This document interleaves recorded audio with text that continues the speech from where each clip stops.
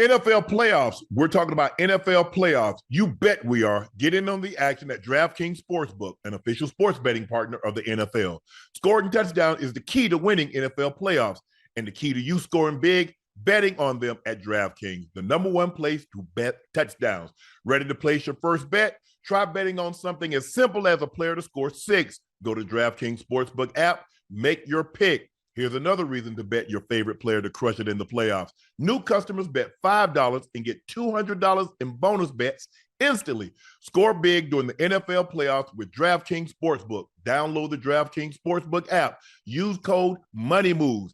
That's code MONEYMOVES for new customers to get $200 in bonus bet instantly when you bet just $5.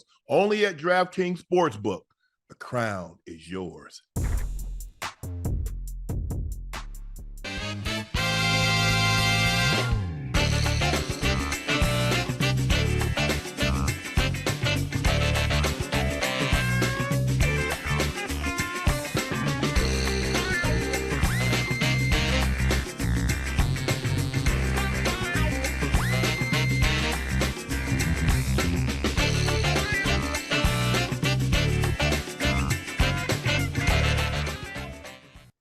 Hello, ladies and gentlemen, and thank you for joining us for another episode of Nightcap. Congratulations is in order for the Buckeyes of Ohio State with a convincing 34-23 victory over the Fighting Irish. Irish tried to put up a fight late, but the Buckeyes was just too much early and in between, and they win the 2025 National Championship 34-23. Thank you for joining us. I'm your favorite Unc, Shannon Sharpe. Liberty City legend, Bingo Ring of Fame honoree, the Pro Bowler, the All-Pro. That's Chad Ochocinco Johnson. Please make sure you hit that subscribe button. Please make sure you hit that like button. And while you're at it, tell a family, friend, a loved one to do likewise. Make sure you go subscribe to the Nightcap podcast feed wherever you get your podcast from. Thank you again for joining us. We know it's late here on the East Coast, but you've been so supportive to us for the last year and a half, and we greatly appreciate that. Make sure you check out Shade by Laportier. We have it in stock in Ohio. We have it in Ohio, and guess what? Since you won the national championship, I can't think of a better way for you to celebrate than with a bottle of Shade by Laportier. Buckeye fans across the country, if it's not in a city or a state near you, order it, and we'll ship it directly to your door so you can get in on the celebration. Please drink responsibly. Go check out my media company on all of its platforms. That's Shay Shay Media, and my clothing company, 84, with 84 being spelled out. We just had our newest release drop last month.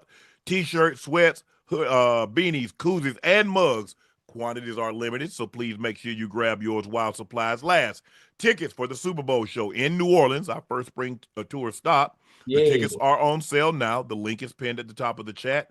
The VIP meet and greet tickets are sold out, but there's still many other tickets left to attend the big show, which will be held February the 6th in New Orleans at the Mahalia Jackson Theater. We've got some big guests coming through.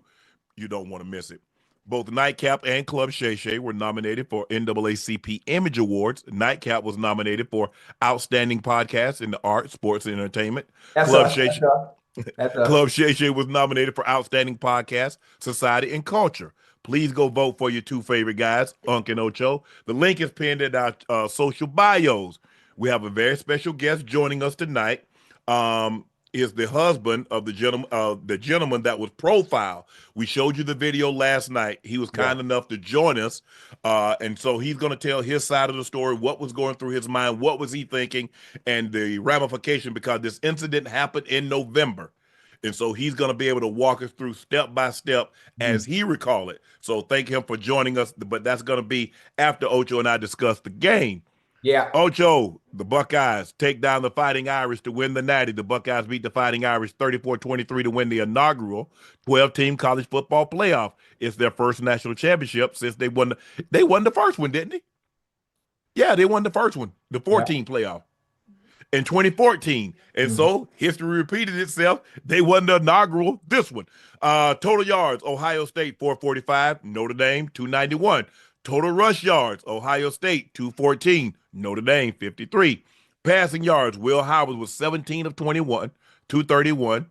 2 touchdowns, no interception. Riley Leonard was 20 of 30, 238, 2 touchdowns, no interceptions. Ryan Day now has as many national titles, and Ohio State is Dren Tressel and Urban Meyer. 45-year-old Day is now 70 and 10, and I think he has the third best winning percentage of somebody in the first minimum of 50 games, first 50 games. He's done that, so he's had an impressive run, and now after all those wins and all those guys that he sent to the NFL, Yeah. guess what? He has a Finally got national one. title. He Finally finally got has. him one. Ocho, Yeah. watching this game, I saw you tweet like, "Hey, can we start Nightcap early?" Yeah. Um, what were you thinking? I mean, you saw it. I, I mean, Notre Dame go right down the field, Ocho. They take 10 minutes off the clock off the clock, and yes. they get a touchdown. So Mhm. now you're like, okay, we might have a ball game. Well, listen, I thought we were going to have a ball game, but I had to think about obviously there were no adjustments that were able to be made by Ohio State. The game on both sides of the ball, nobody had settled in yet. Nobody had settled in yet. So it's the first drive. Normally, when it comes to an NFL game, a college game, even a high school game, most of the time, the first drive of the game, you go down and score. If you're a good team, if you're a decent Mhm. team, you go down and score, and then adjustments are made going into the second drive, and outside of that, and then actual football game happens itself. Mhm. It looked like to me at the point I sent the tweet out, it looked like Notre Dame has been good all year. They lost one game. They've been good all year, but it just looked like they didn't belong. It looked like they were overmatched. They were overmatched, as most people would say. If you were a gambler man and you were to bet on a team to win this game based on what they did throughout the entirety of the season and based on the skill sets at the different positions and who had the upper hand, you would have bet with Ohio State. And it showed up tonight. They put enough space in between them when Notre Dame got the ball rolling where they didn't have enough time to come back. Mhm.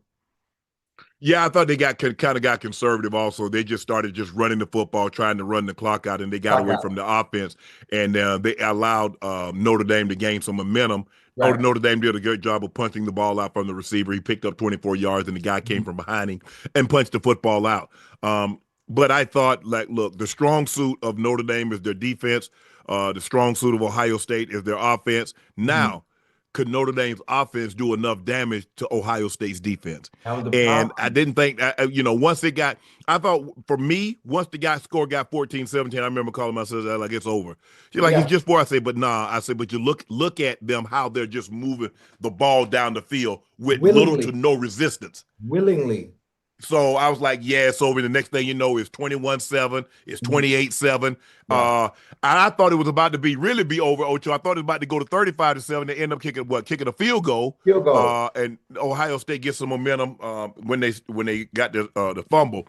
But Mhm. Ohio State was the superior team. Yeah. I always felt that if they played their best when the format was the 12 teams that was going to play for the national championship. Yes, I sir. was like, if Ohio State plays their best, they're the Mhm. best team in football because they got an offense that can with superior athletes, and they played $20 million for a roster. Yeah. Um, it was just a matter of were they going to play their best on a given day because we've seen them struggle. Yeah. This is a team that was a 3 touchdown favorite Mhm. lose at home to Michigan. Yeah. And so if they played their best, I didn't think any team can beat them. Now there are teams that have got a really good defense, so Mhm. offense, really good offense, so defense. I Right. thought Texas was probably the closest thing to them, and we saw Texas take them down to the wire. Then they get that strip sack, and they put some Mhm. distance between them. But Ohio State, congratulations to Ryan Day. I Yeah. mean, he caused a lot of Definitely. criticism, and I think it was warranted. And then people don't want to just look at it like he won the national championship, but he's Mhm. underachieved with the Yeah. players that he had on that And roster, yes, sir. those receivers that he sent to the NFL, Mhm. those D linemen, those Mhm. DBs, those offensive linemen, Mhm. and now this is his first title. Can't take that away from him. He has Mhm. it. You can't take it away from him now. And you talk about all the players he's had, all the players that have gone into the draft, first round picks, second round picks. But what you also have to remember the teams that he that the teams that he's lost to, throughout those years, they also had first round picks. They Yeah, also but had. they ain't have Marvin Harrison Jr. and Jackson Smith and Jigba and Mhm. Olave and who is that? What's the Garrett Wilson Mhm. and Denzel Ward? Mhm. And what's the other guy name? Um, And you see what you're doing too is you're naming players that played for Ohio State. Some of them not at the same time. Some of them did play together, but also the team that they played that they lost to, they played well together as a team. Now I can't call out all the names of the players that played on the teams that they lost to in the past. But Yes. Ryan was catching some of the flack that he had. But Yes. right, so the teams that they did lose to, these weren't no slouches now. They No. they they were losing to some boys. Back-to-back national champions in the Big Ten. Yes, sir. Michigan last year, this year Mhm. Ohio State. Yes, sir. Ohio. I mean, the Big Ten is feeling really good now. Like, okay, what's up, SEC? What's good? Right. What's really happening? But I mean, when you just look at them, Ocho, the athletes that they got at the skill position, the running backs, the wide receivers, hey, Yeah. Jeremiah Smith is going to be a top pick, just Yeah. like Marvin Harrison Jr., just like Mhm. all these other guys, all the other receivers that they've Right. had, Olave and Garrett Wilson and Jackson Smith and Jigba. Go Right. ahead. I have a question. As Yes. as as polished as Jeremiah Smith is, as NFL ready as he looks, how soon can he come out in the draft? He's Now, a freshman. He is can't there come a out until rule? after his junior year, Oh, so it's in junior year, no matter what. no There's matter okay, what. okay, No matter okay. what. And just Um, think about this. Look how he looked this year as a freshman. Imagine the improvement mhm. that's going to happen in the offseason and how you're going to look at the sophomore. I wouldn't be surprised unless a quarterback comes out of nowhere. Maybe Archie Manning would be the only one. Archie Manning is the only one I see rivaling him or giving him competition for that number one pick. Unless there's somebody else, maybe in the chat that you might know that's going to come along that I don't know about, obviously, that's going to be good enough to challenge Jeremiah Smith for that number one pick in what, 2027 or 2028? Yeah. But here's the thing, though, Ocho. Talk to me. Theoretically, Archie Manning can come out next year. This would be his junior Wait, year. what? Yeah. Remember? He's a sophomore. He is a sophomore. That's So right. this would be his rising junior year. Okay. Okay. So theoretically, he could come out after this year. I'm not saying that he would. His uncle stayed all 4 years. Right. And obviously money is not the issue. No. Um, and the thing is, for a lot of these guys are looking at it, the quicker I Mhm. can come out, the quicker I can get to that second contract. But That's going to be also, now $300 million. yeah, but you also have to be careful, especially at the quarterback position. I know you're Manning, but are you ready? Are you ready to be able to play at the next level? Have you been, I like using the word polish because you can tell at the collegiate level when a player is polished enough and already ready for the NFL level. Now, for Archie Manning, if you do come out early, you have to understand you're going to a team that's bad. Is the situation right? The team that happened to be picking first or second. They can pull a power move. Are you going to a situation that suits you? Where you can be okay, that has somewhat of a supporting cast where you can succeed. Even So even many factors come into play. at that point in time, Ocho, it doesn't matter if you're ready. Somebody's about to hand you $50 million and 40, and all of it's going to be fully guaranteed. And now you're one step closer to 300 million. That's what guys are looking at, Ocho, Right. because all you do is kick the can down the road until you get to that big payday. Because quarterbacks, they're redoing their deal after that third year. Yeah. Everybody else normally waits to after the fourth year. But you got to think about something, Unc. Quarterbacks that are in very good situations do their deals after the third year, like a CJ Stroud, like a Yeah. Jalen. But look what happened to a Trey Lance, who also went early, you know? Yes. Kicking down the can down the road, and look, you went to a situation that wasn't suitable for you long term, and now you're the backup of the third string with the Cowboys. And I'm He trying. got beat out. What you mean it wasn't suitable? Brock Purdy beat him out. I mean, he got Ocho. You mean to tell me you actually think somebody will trade what they traded, two first Right. rounders, a second and a third, and Mhm. want a seventh round Mr. Irrelevant to take his spot? Yeah, I Just did. imagine what would have happened if they don't take Brock Purdy and Right. Trey Lance is their quarterback. Mhm. Kyle Shanahan and John Lynch would get fired. You think He so? saved their job. Yeah, yeah, yeah. No, You think Trey was? you You think he was can't that trade all that bad? draft. Ocho, you can't trade all that draft capital Right. because if he doesn't pan out, you Mhm. stuck. Yeah, yeah, yeah, yeah. How do you rebuild if you've given away all your draft Yeah, capital? capital. Hey, I have a question. Do you Yes. think they moved too fast? Was he really that bad? Just think about it. If you remember, was he that bad maybe Purdy was that good. Now, no disrespect to Purdy. Yes. Look what's surrounding him. Come on now. And Come on guess what? now. Trey Lance had that surrounding him, and he couldn't make it work like that. Yeah. Okay. I'm just curious. All right, we off topic. I We can, off topic. I'm Ocho, sorry. I can give you the same ingredients that I give that I give Bobby Flay, I give Gordon Ramsay, I give one of these top-notch chefs. It Right. don't matter. You can't make it work like they make it work. Right. Purdy was a better fit. Purdy was a better fit. I don't think he's the better. I don't think he's the better quarterback. I don't know if that makes sense. I don't know if that makes sense to you, because listen, and what we saw from Fields, I'm talking about Justin Fields. What we saw from Trey Lance, Right. the small, very, very, very small sample size where Jerry Jones pulled that, you know what, bull crap. He looked great. He looked good. He looked decent. He looked like a quarterback that can be at the helm and be a leader of men. So I'm thinking to myself, well, damn, if you're running an offense like this and it ain't that bad, what was the problem down there in San Francisco?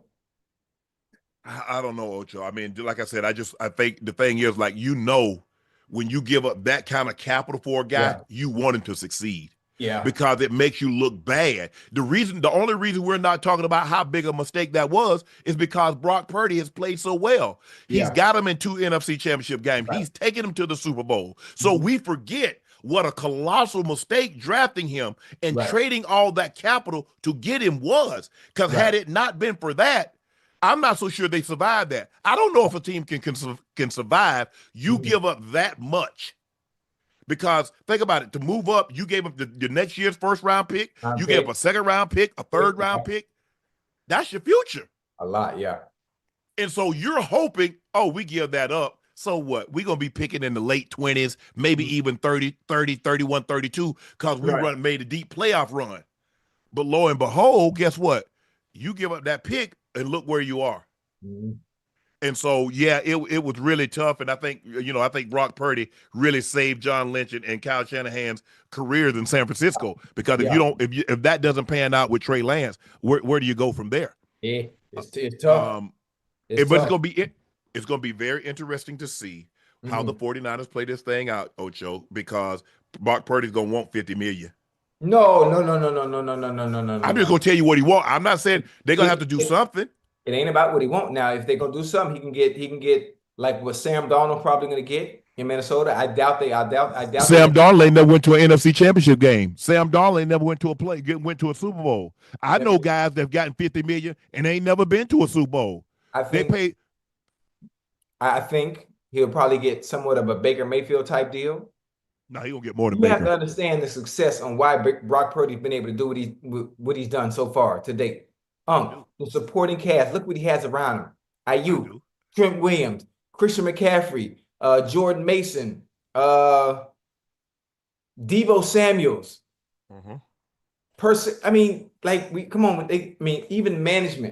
Even management knows. I know when you talk to the agents, you can't be too disrespectful. You have to understand, can Brock Purdy go somewhere else and elevate the team around him and elevate the players around him? Or does he have to have players that are good that elevate his play?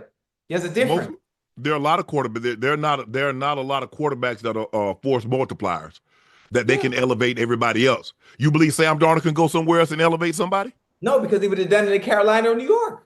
Okay, then. So look what happens when you put him around Jettis, and Addison. Jordan Addison. Well, you see what you get. Obviously, they folded in the playoffs, but that's what happened. You have a great supporting cast around you, and that can be management's argument, that can be the GM's argument, and the agent and the quarterback has to be realistic. Where else can you go and play the way you played with us outside of this past season? Right. Nowhere. Look how you played when everybody got hurt. True. But back to this Ohio State. Ohio State Ryan Day definitely gets the monkey off his back, Ocho. Now, we'll see, can he string something together? It's much more difficult now, Ocho, to win because you got 12 teams. And, one game and it's over. They started out against Indiana. And then I think they started out with Indiana and then they beat Oregon, then they beat Texas. So instead of winning 2 games, now you got to win 4. You got to win 4 games. Yeah. But I think the thing is, it's a lot. Guess what?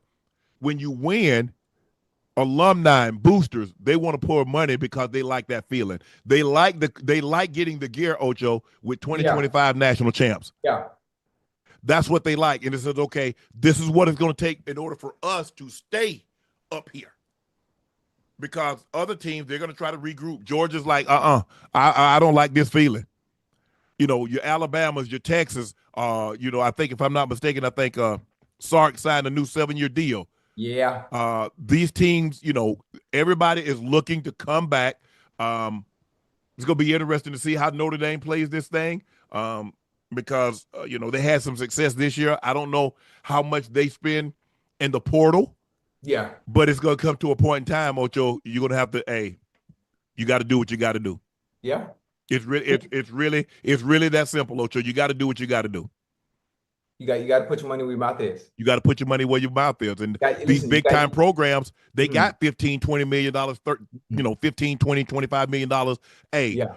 I need a quarterback. It's going to cost me $1 to $2 million. I need a top running back. That's going to cost me $400 to $600. Top flight receiver, $6 to $1 million. Hey, D linebacker. Hey, bro. It's going to cost. You talking about an 18, 19-year-old Ocho that's going to have $600, $700, $1 million. Out the gate. Out the gate. Talk about being able to secure your family, a head start in securing your family.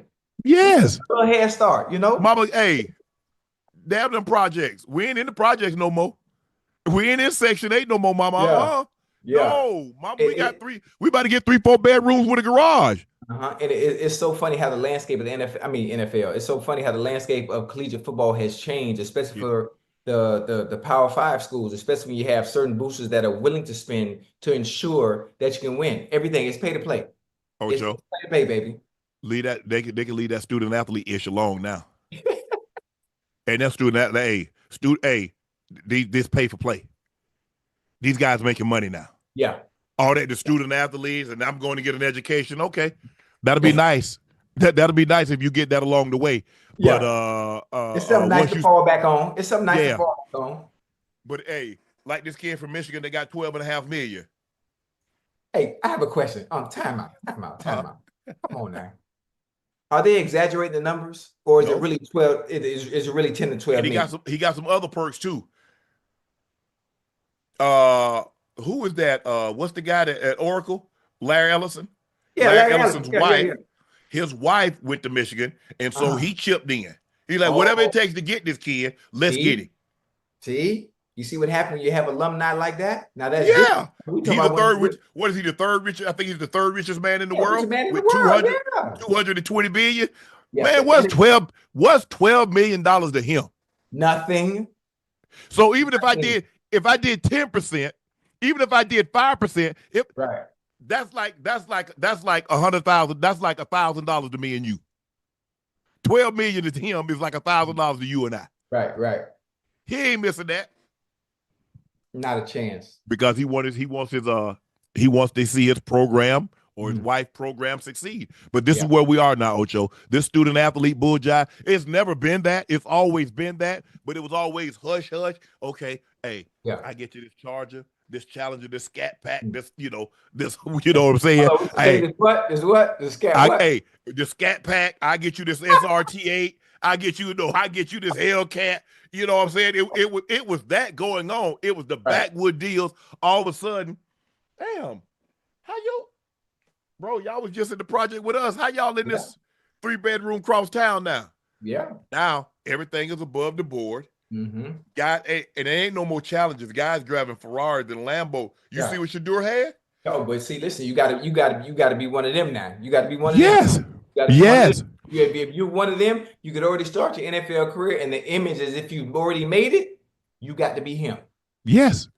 So the top guys, they're gonna be getting $3-4 million a year. Arch Manning gonna be making $4-5 million. He probably done made $10-11 million, Ocho. Already. And hey, he come from Cooper. Cooper ain't Peyton and Eli, but they ain't hurting. Nah, they ain't hurting at all. You know what I'm saying? He's stashing all his money.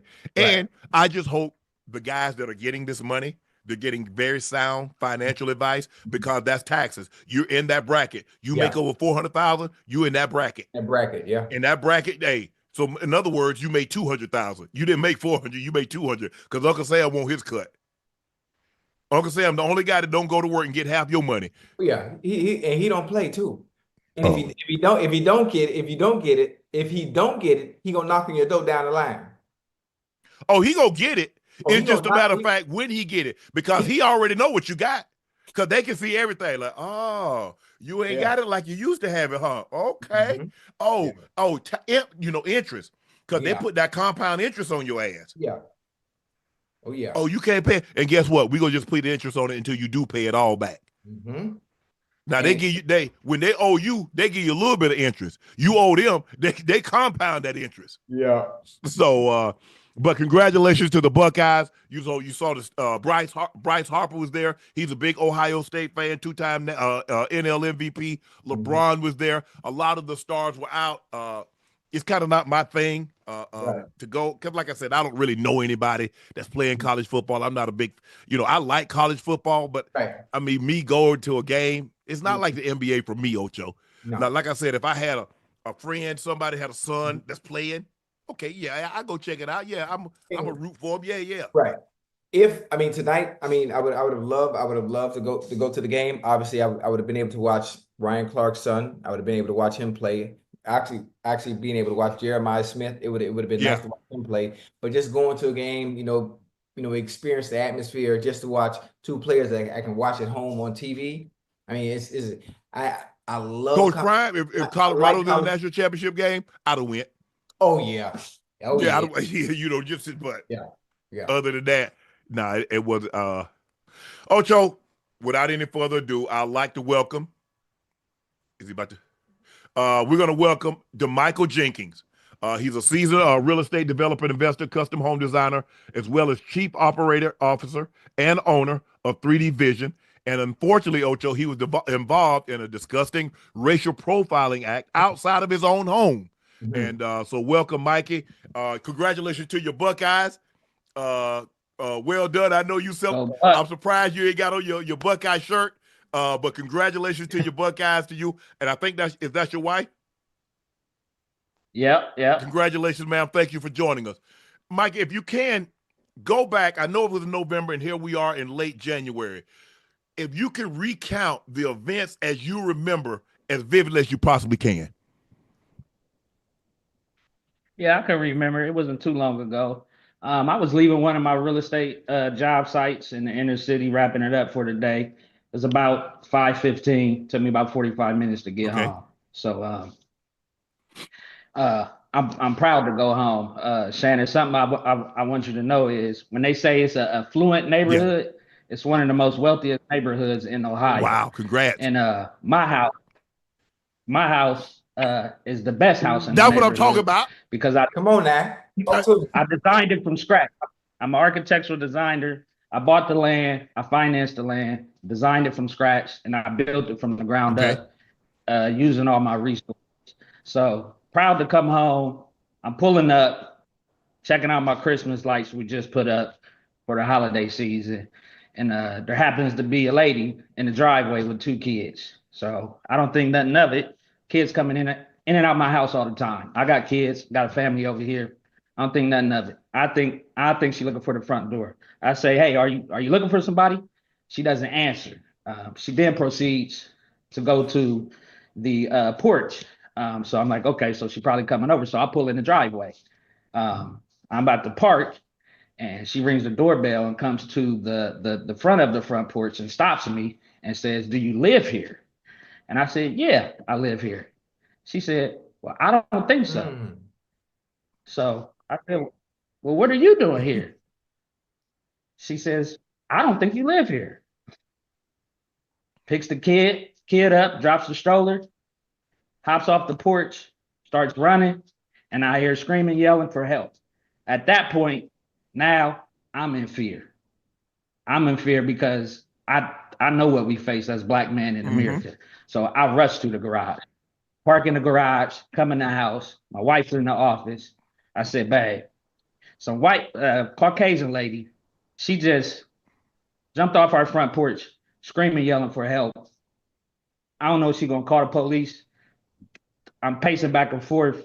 I don't know what's about to happen. 6 p.m., regular day. We pacing back and forth. I don't, at this point, I'm like, I don't know what's about to happen.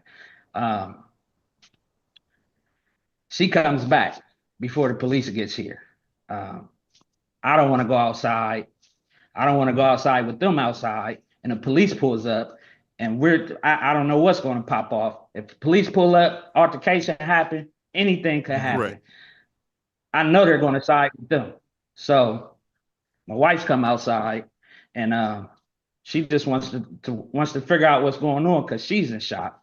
And I'll let her say how she ended up coming outside or whatnot. Okay, when he came home and he said, there's I was going to ask you.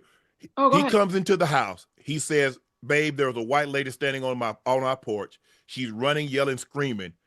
I don't know what this is about." And so, what's going through your mind when he explains what he just encountered? I was in my office working and I'm confused.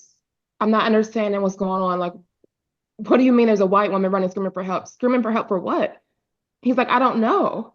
And immediately my heart dropped. I'm like walking and pacing back and forth. Like, okay, just wait. Okay. Well, what happened? Nothing. I was just pulling in the house. And I'm like, what is she screaming for? He's like, I don't know. And I'm like, are you, what? What? And I keep opening up the door because I feel like the police is gonna come here. Somebody is about to come here, and I don't know what's gonna happen. I don't even know what fully happened. I didn't hear anything. I'm in the house working. So and so I kept opening up the door, and that's when I came out. So she did end up calling the police. She did end up calling the police. She did call the police. Okay. So let me ask you a question. Now, this happened in November. The video just recently got released. What caused you guys to release? Because I'm glad this is on Ring camera. Because you're absolutely right. Had this not been captured on camera, on video, we already know the story that was going to be told and how it was going to be spun. But you guys had it on camera. What made you guys finally decide to release it? Well, I actually released the video in our community Facebook group. Oh. We have a community Facebook group, about 500 or so people, and ever since I've been like, we've been shattered, we've been upset, it's so many different factors and so many different feelings. Feelings. I put the video in our community Facebook group to share what happened, and it took a lot for me to do that. And then we woke up and the videos everywhere. You know what's funny? It's one thing to experience racial profiling in public. In public, I'm sure we all have stories where it happens in that setting. But for it to happen in your own home, I mean, it can be unsettling. It could be uncomfortable, especially when it comes to a place that you call a place of peace that we can all get away from, from the outside world. Has that affected your sense of security and trust in the neighbors? And have you reconciled in any way with the neighbor who caused these issues? Of course, there's a lack of trust. Of course, it makes us feel unwelcome and unsafe. We have 2 boys, and he leads our family. He protects our family. So to know that we can't go walk the dog, or someone looking at us is what's going to happen. It's a lot of weight. It's a lot of pain, and it's a lot of emotion. I can still. And he's desensitized to this. I still hear it in your voice. So of course, not once have we got. I thought the next day maybe there would be some flowers at the door saying, not once has this person reached out to us to give us a sincere apology. Wait, whoa. HOA. I reached out to HOA immediately after it happened. Nobody said anything? Immediately after it happened, I reached out. HOA ghosted me. Wow. For lack of better words. Can I ask you this? Prior to that night, prior to that incident, had you ever seen this woman prior to this incident?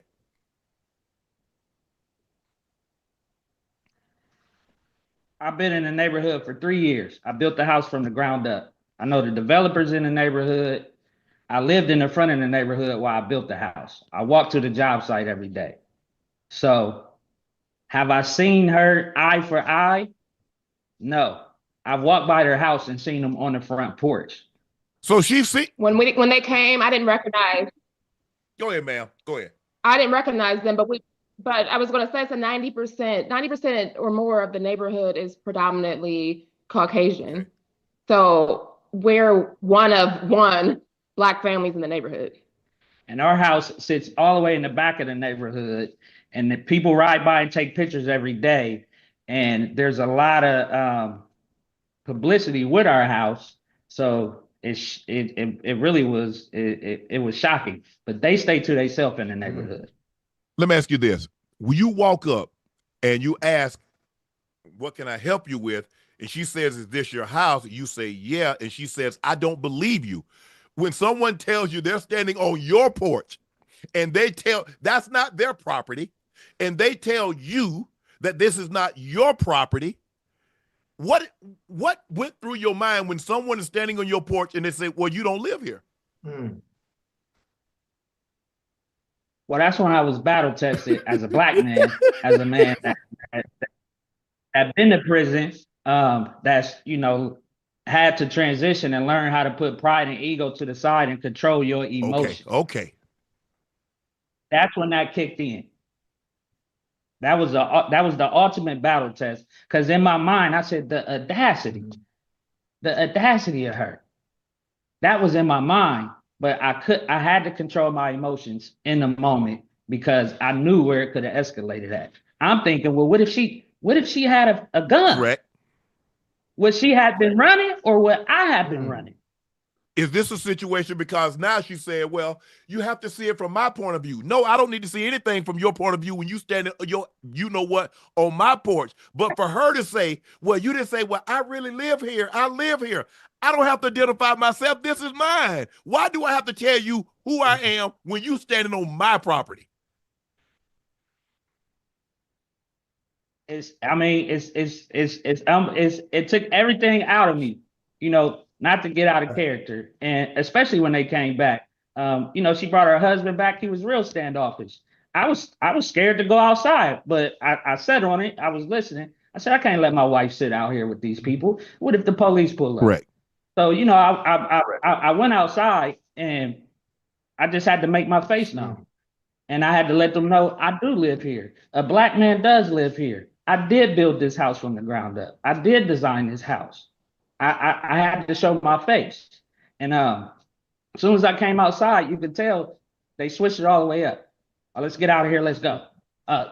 They switched it all the way up. When the police arrived, what did the police say? Okay, what was the side of the story that they told the police? And then what was the interaction once the authorities arrived? I hid in the house. I didn't talk to the police. I'm not about to come out there with them. Those police might gun me down. So you let your wife? I hid in the house. So you let your wife handle I let her handle that. She could okay. Tell. What? Yeah. I made a report. I made a police report. It was emotional to make a police report because we all know what happens when you call the police. So I had to think to myself, do I go outside? It's dark. Do I let them come inside? Do I sit up? Do I stand down? Do I let my son? Do I let my son stand here? How do I explain this to him? And even explaining and sharing that this lady racially profiled us. She ran from her house screaming. There's no telling what people can think. My son came home from work, who's 17, and said, "Mom, what if I was taking out the trash? What if she had a gun? What's going on? Why are the police here?" That's crazy. Hey, but I knew I had to make this report. Hey, despite the difficulties of the situation you've been through, have you guys, or are you guys moving forward with reclaiming your sense of safety, being that it is home, and in any way, despite them not, giving sincere apologies or letting you know that we welcome you here in our home, especially HOA and the neighborhood themselves, do you still have hope and motivation to keep sharing your story from this point on for others that might encounter these situations and ways they can prevent things from happening and being able to de-escalate those situations? 100%. I have nothing against their family, but I grew up dealing with this all the time. So we still have to live here. They live 2 streets over. We have to ride by each other's house. I'm okay with being cordial with riding by each other's house. Have no issue with them. The issue is getting the word out here and letting my situation and what I've been through and what I overcome be inspiring to people in the world, people that look like me. So that's the space I'm in, and I'm thankful for God because I didn't ask for her to show up on my porch. This is God's movement here. This is God telling me the people need to hear your story. You need to inspire. You need to tell people what's going on and use this so that hopefully this won't happen to the next person, or the next person that comes across a Karen situation, they will know how to control their emotions. Because us as Black men, especially young Black men, we struggle with that. We struggle with that impulse, with that acting. We think irrationally and we never think rationally. So I'm here to inspire people. I'm a real estate developer. I build houses from the ground up, single family houses. But I thought that moving into the most wealthiest neighborhood in Ohio, that this was the right thing to do. But maybe my focus needs to be building communities that's for us and by us so that we can inspire people that look like us. We can build a community that's for us. Can I ask you a question? You said something very interesting. You said she lives 2 streets up from you. So you mean to tell me she went 2 streets out of her way to try to find out who lived in this home? Not on your street, not on your block, not on your street, not on your block, not next to you. 2 streets. It's 2 streets up, but she's all the way north. We're all the way south. It's multi-million-dollar houses back here. The lots are big, so it's 2 streets, but it's still, we could go 30 days, 60, 90 days without seeing each other. So she went out of her way. Let me ask you this. She issued an apology. She also said that she reached out to you and tried to apologize multiple times, but she hasn't had a response from you. Did she try to apologize to you in person, or was it through this video that you guys have seen? She has not tried to apologize to us in person, via phone, via knock at the door, via a phone call, via email. No, only the live videos. Now, apparently, if we were to believe what the report says, that this woman has a history going back as far as 2018 of creating these situations and then making herself out to be a victim. Have you guys seen that? Have y'all seen any of those reports that's being circulated? I have not seen that. I have not seen. Can I ask you this? I want to ask you this. Have you thought about, since your privacy, your security, have you thought about potentially even leaving that neighborhood and going elsewhere? Or you saying, nah, y'all not finna run us up out of our home? 100%. I've been in Ohio my whole life, and I faced racial discrimination at its highest peak. I'm a stereotype person, tattoos, dreadlocks, a man that's in the professional world, in the real estate development world, that you don't see too many minorities building multi-million-dollar homes. It doesn't happen here. So we 100% have thought about moving to another state, taking my talents elsewhere, building a community, to going places where we could be surrounded by more people that look like us. Man. So let me ask you a question. What was your relationship with the neighborhood? Did you have any interaction with your neighbors, like to the left of you, in the front of you, to the back of you? What's the neighborhood like? I know you mentioned it's a very affluent neighborhood. There are wealthy people that live there. You mentioned $1 million homes. What's the relationship with you in the community other than with this said individual? So it's the wealthiest neighborhood, and they got a saying that once you reach a certain tax bracket, race doesn't matter. That's a lie. So it's a lie, but people say that. People say that. So everybody out here, majority of people out here They walk every day. They take pictures of her house. They say hi. You can ask people in the neighborhood. Those people are not friendly. They don't say hi. They don't take too many walks. They don't walk their dog. They stay in their house. They are standoffish. Mm. So the neighborhood is friendly. But I don't know about them. she said something very We interesting. participate in. Go ahead, ma'am.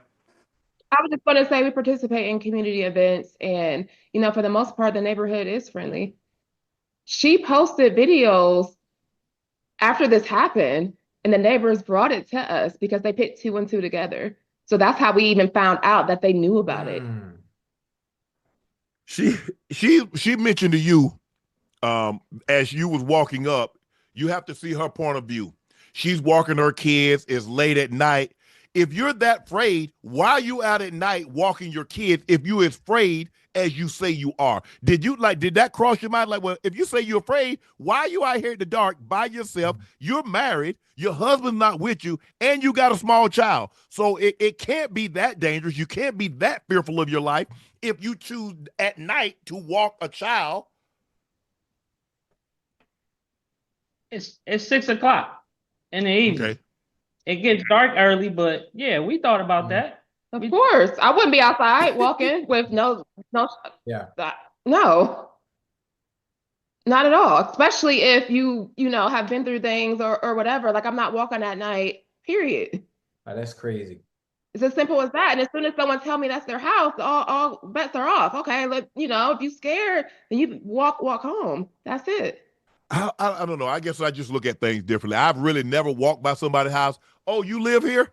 Oh, definitely I'm not standing on somebody's porch and asking is this their home if they drive up. I'm in the neighborhood. I see somebody in their driveway or somebody on the porch. I throw my hand up. I keep it moving. Yeah. I'm not going to stand on someone's porch and ask them if they live here. That's none of my concern. That's just me. Maybe I don't think I'm unique in that, guys. We ain't nosy. That's privilege. We ain't nosy like that though. we ain't nosy like that, man. We see somebody, man. We chunk up the deuce. We say hello, and we keep it moving. The first thing we say, we see a nice house. Boy, that thing that nice, ain't it? Right. And we keep it moving. Who it belongs to? It ain't our business. You mentioned that you have a 17-year-old son, and as Black, we have to have that conversation with our Black young men. Is that it's always yes sir, no sir. It's yes ma'am, no ma'am. When you get pulled over, look, hey, just be as polite as you possibly can, because your job is to get that man or that woman to your car, back to their car, and on their way as quick as you possibly can. It's not about, all this and all that. We'll fight it in court. Whatever it is, if they said I was speeding, if I was improper lane change, I don't have a tail light, or what, erratic driving, let's go to court. We can argue it in front of a judge, in front of 12 people. I can't argue. I got to have you make it home. Have you had to have that talk with him? Have you had it already, or did you have to have that talk with him immediately after this incident? Absolutely. Absolutely. And it was emotional, and it was multiple talks.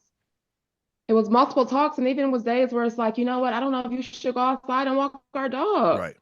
Let me see. Make sure you go out before it gets dark. It's a lot of weight. It's a lot of weight. You've received a lot of overwhelming support from social media, though. I mean, everybody's been on your side. The social media has come to your defense, and like the way you handle it. And you mentioned your situation, having made some decisions in your previous when you were younger, and you learned, and you said, "Look, I got to channel this. I'm not gonna give them the ability that says I'm angry, and I have every right to be angry because I'm in the right here."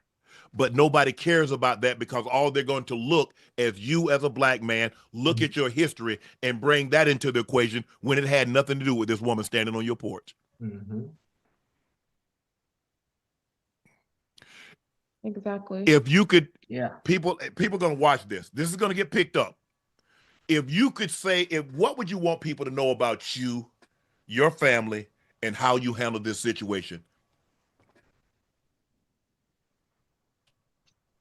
I'm a Black man in America that's overcame every obstacle that could be thrown at you. Growing up, making bad decisions, being around the wrong people, and being given a second chance to transition, raising a family, being married. My 17-year-old, I've been there since he was 6 months.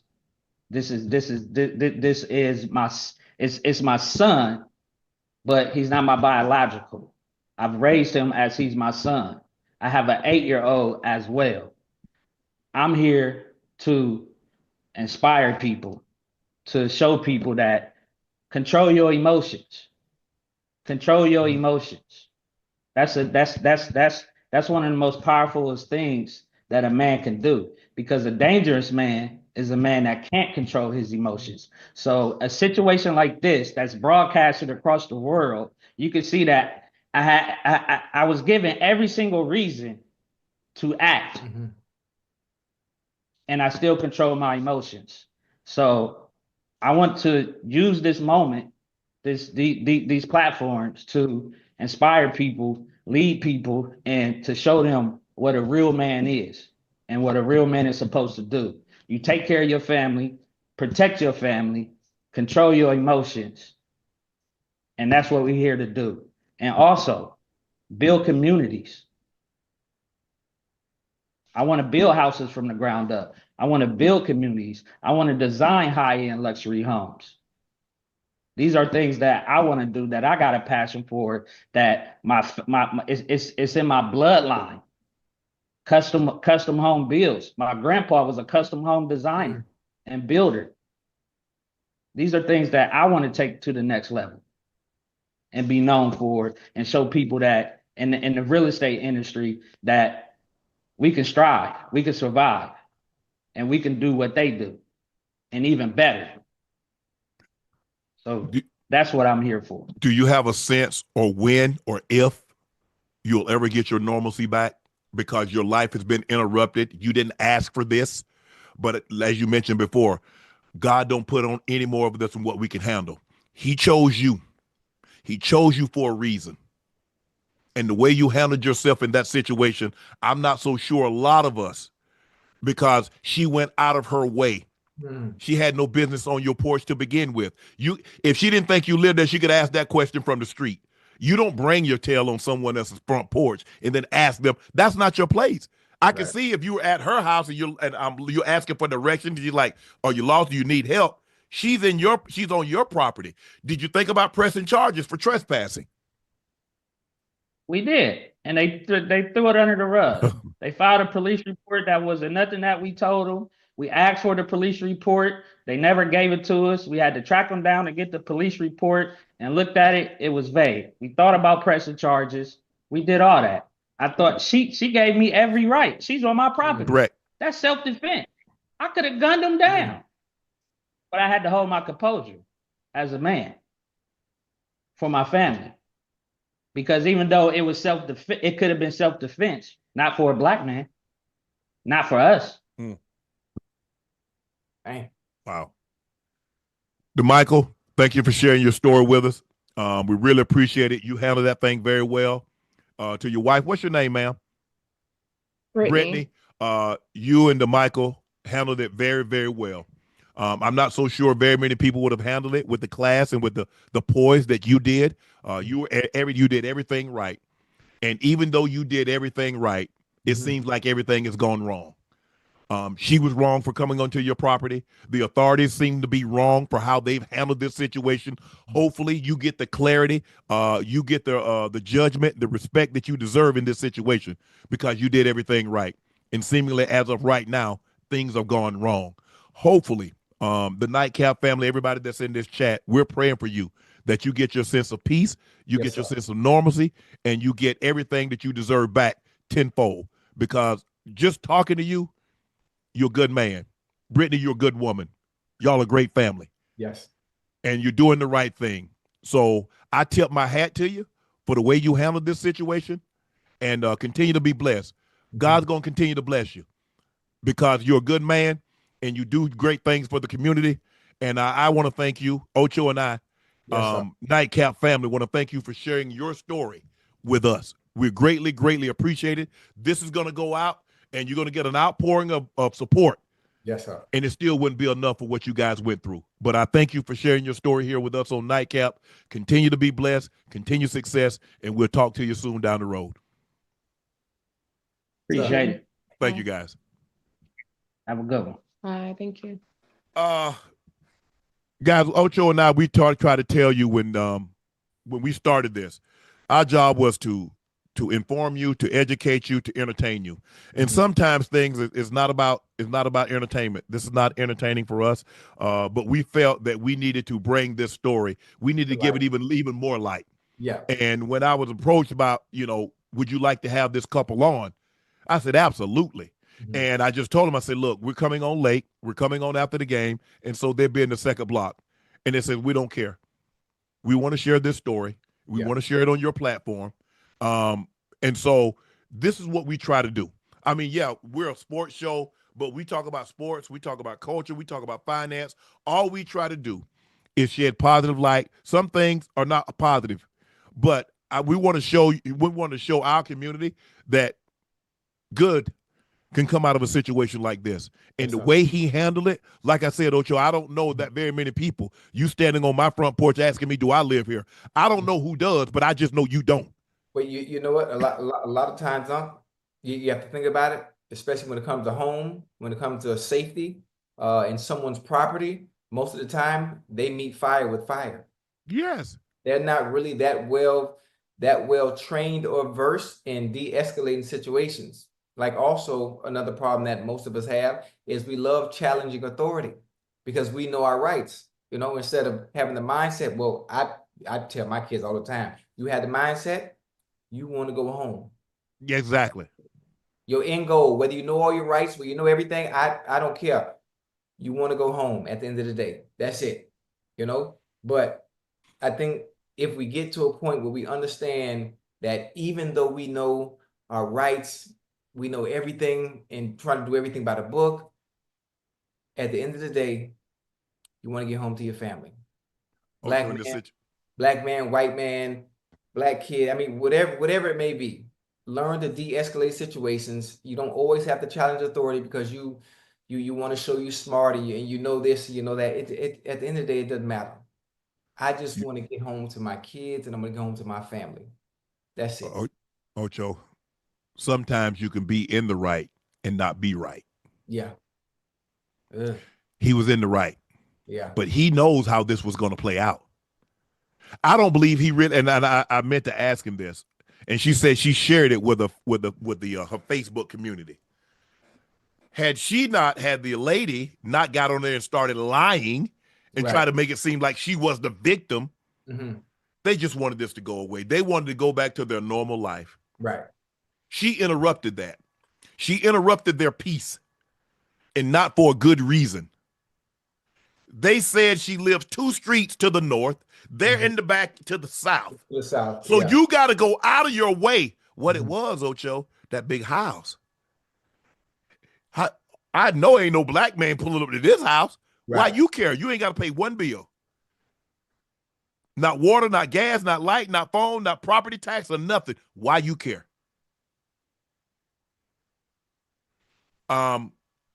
Me, a part of me, Ocho, a part of me. I understand that his normalcy and his peace and his safety has been impacted, but I kind of don't want him to move.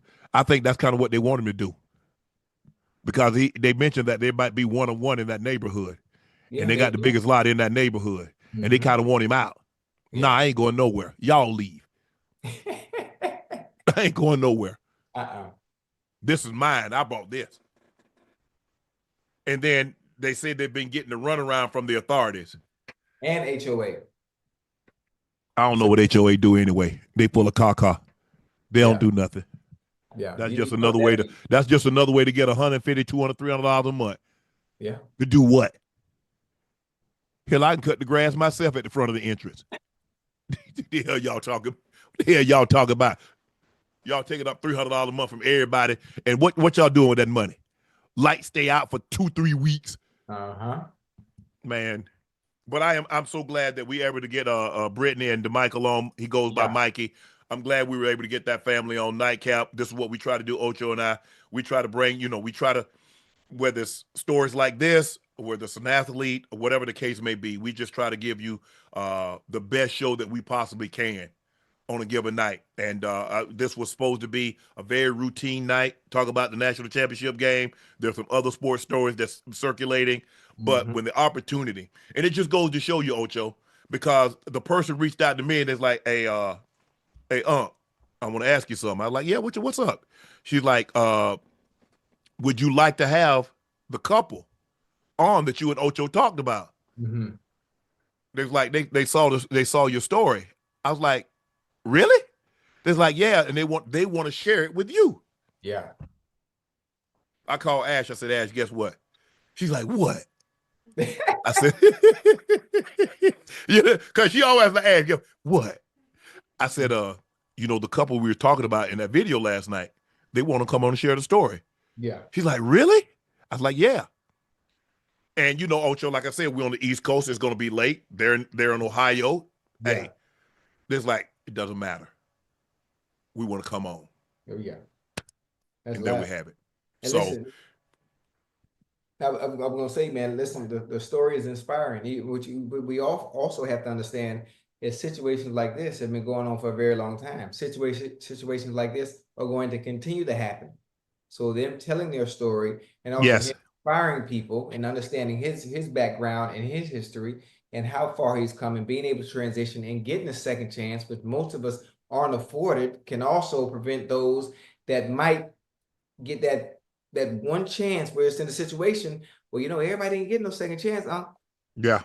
Everybody ain't getting no second chance. So being able to diffuse situations, to de-escalate situations, and have your right state of mind, in place when stuff like this happens, maybe not to this magnitude, but in another scenario, you got to be on point. You got to be on point at all times.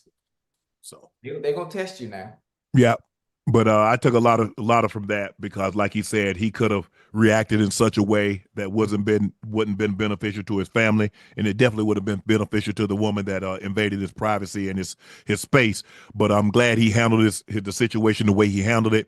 Right. So thank you, Mikey and Brittany, for sharing your story with us on Nightcap, and we wish you the best down the line. Ocho, so now let's get back. The Lions offensive coordinator Ben Johnson has agreed to a deal to become the Chicago Bears' next head coach. Johnson has been the Lions' offensive coordinator for the past 3 seasons. And if I'm not mistaken, I think they finished in the top 5 in offense each of those seasons. He will fill the job vacated by Matt Eberflus when they fired him on November 29th. Johnson will become the 19th head coach in the 105-year franchise existence. Ocho, do you like the hire? You goddamn right I like the hire. You goddamn right. Now, listen, we talk about Ben Johnson now. We talk about Ben Johnson that worked wonders with Jared Goff. Worked wonders offensively with that offense. The creativity that has amazed all of us all season long. Now, we know Dan Campbell loves to go for it on 4th down. Why do you think he's so confident in doing some of the things he does as a head coach? Because of Ben Johnson and what he's able to do. So I look at it from this standpoint. You got Jameson Williams. You got Amon-Ra St. Brown. You got Laporta. Now you go to another supporting cast in Chicago that different skill sets, but they get the job done very well. Right. You have a great quarterback, dual threat quarterback, who's a little bit more mobile, a little bit more agile, can play off script, a little better than Goff, and Caleb Williams. He's a good thrower of the ball as well. This is going to be a perfect relationship, not only for Ben Johnson, but for Caleb Williams in his career. I guarantee you, and I'm going to put it out there right now, and it's going to be a I told you so moment when the season starts, and we in about maybe week 7 or week 8, and I'll be like, I told you so. Caleb Williams being one of the top quarterbacks in the league statistically because of Ben Johnson and his creativity and his offensive prowess.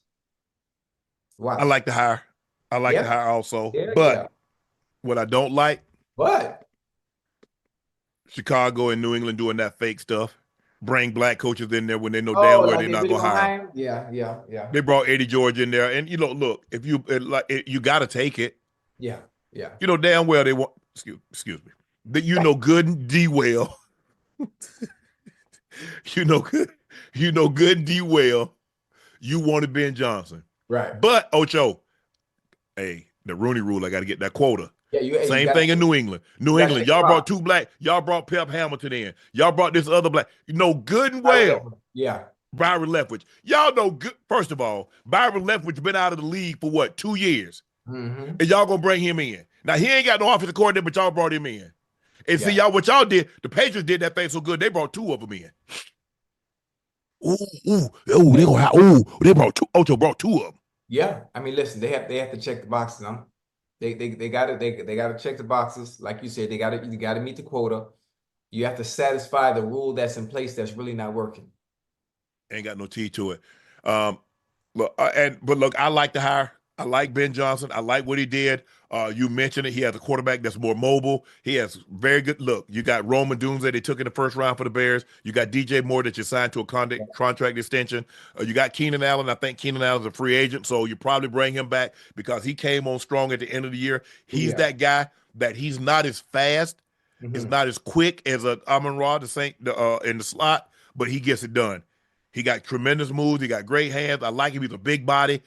He can body, he can body you up. So I like that. I like their. I don't really know their running back situation. You're gonna have to improve the offensive line because that's one thing. DeAndre Swift.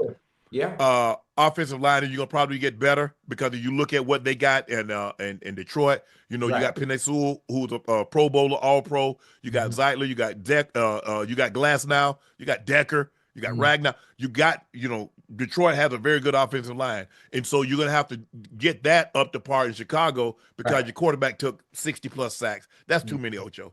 That's way too many sacks. Now all of it is not on the offensive line. Caleb Williams gonna have to do a better job of getting rid of the football. It's okay to throw it away. Because sometimes I think guys, they get caught up, Ocho, well, I'm gonna mess up my completion percentage. Bro, throw that damn ball away. You don't want to be taking all those hits. Right. But I like the hire. I'm sure they got money in cap space that they can improve this team. I love the hire by Ben Johnson. I got no qualms about that hire. He's put his time in as an offensive coordinator, as an offensive coach. I think it was right. It was the right time for him to get this job. So I really like the hire. I'm a little surprised that he went in the same division as his former boss. Normally they get away, Ocho. But hey, that was the best situation. I always thought that the Bears, for me, that was the best situation that was available to me. Now, I mean, other people like the Raiders, because Tom Brady didn't play a quarterback. Ain't nothing to work with over there, Unc. No, nothing to work with. He got no quarterback. No. Yeah, so you understood that was the best fit, especially for him and what he brings to the table. Yeah, I thought that was the best. I thought that the Jets, you got the Jets situation. You got a lot of stuff going on with the Jets. What other job is available, Ocho? The Jets was available. The Saints. Hopefully, AG get the Saints or the Jets. I think he obviously AG played with the Jets. Hell, he played with the Saints also. He was on the defensive staff. He was on Sean Payton's staff when he was at the Saints. So, but hopefully he gets one of these jobs. But it's gonna be tough without a quarterback. You got to find a quarterback, Ocho. Without that, you don't really have a chance to have longevity. Your leash is gonna be short. The leash is very short if you ain't got no quarterback.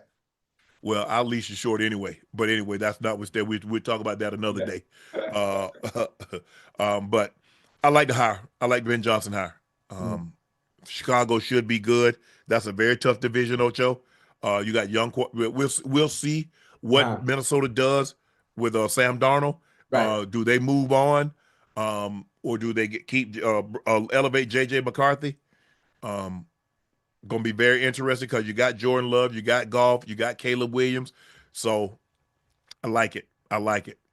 Ocho, now that the season is ended, Cooper Kupp doesn't know whether he'll be back with the Rams. Kupp said today he has no doubt he'll play in 24, but there is doubt whether it's going to be with the Rams. Intend to keep him. Kupp, who knows what's going to happen? That's out of my control, and I'll see what it's going to be. I don't have any clarity on what's that going to look like or anything like that. So yeah, obviously would love to be in LA, but I don't know what that's going to look like. Matthew Stafford also said he wanted to take some time to mold his future after playoff loss. Man, I think got a big cap.